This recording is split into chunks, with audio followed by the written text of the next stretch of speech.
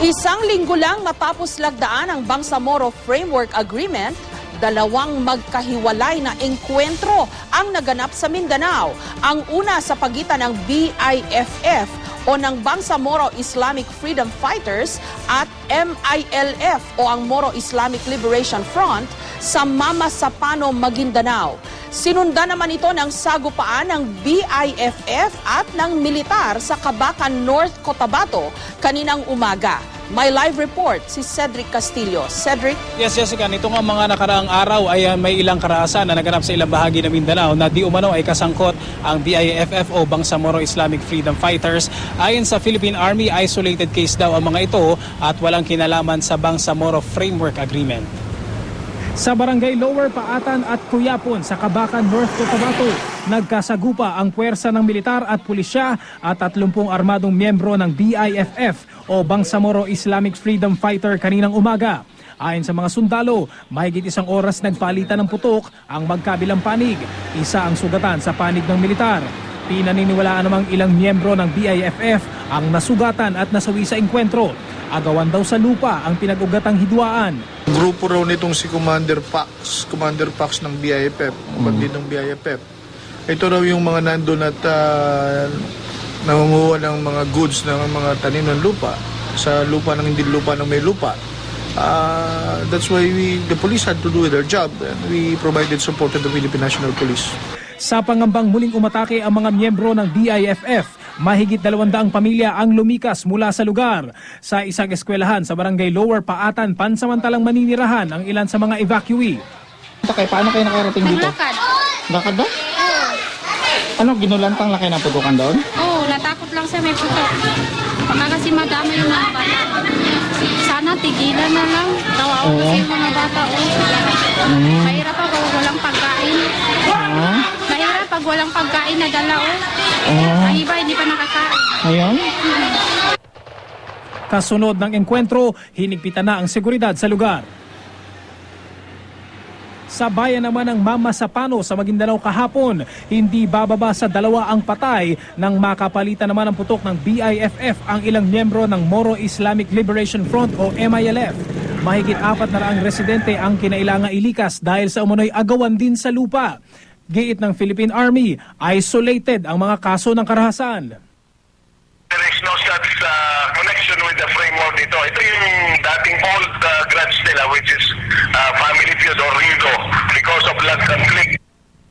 Paniwala ni Professor Julkipli Wadi, Dean ng UP Institute of Islamic Studies, bagaman tila walang kinalaman ang rido o away ng mga angkan sa higit na mas malawak na kasunduan sa pagitan ng MILF at ng gobyerno. Mas mabuti raw kung maging ang maliliit na detalyeng tulad nito mapasadahan habang umuusad ang peace process. Ang isa raw sa mga kondisyon ng pagtatatag ng Bangsamoro Region na pagbaba ng armas ng MILF, maipatutupad kaya gayong marami raw pamilyang Muslim ang nasasangkot sa rido. Kung may mga involved doon na miyembro ng MILF, of course mga armado yun, hindi naman basta-basta magle-lay down yan ng kanilang mga armas in the long term kasi kailangan nila as their source of security. Kailangan talaga ng tawag dito ng mga pamamaraan that is in fact beyond the framework agreement. Kasi when we speak of RIDO, we are talking here of an age-long conflict between and among families. Sa hinahangad na tagumpay ng Bangsamoro Agreement, sadya raw hindi maiaalis sa eksena ang isang tiwalag na grupo gaya ng BIFF. Samantala, nagpasya si dating MNLF Chairman Nur Miswari na tumulak papuntang Middle East para kausapin ang ilang Muslim leaders doon. Ayon kay Miswari, kaduwagan ang ginawang pagpasok ng MILF sa isang kasunduan kasama ang gobyerno.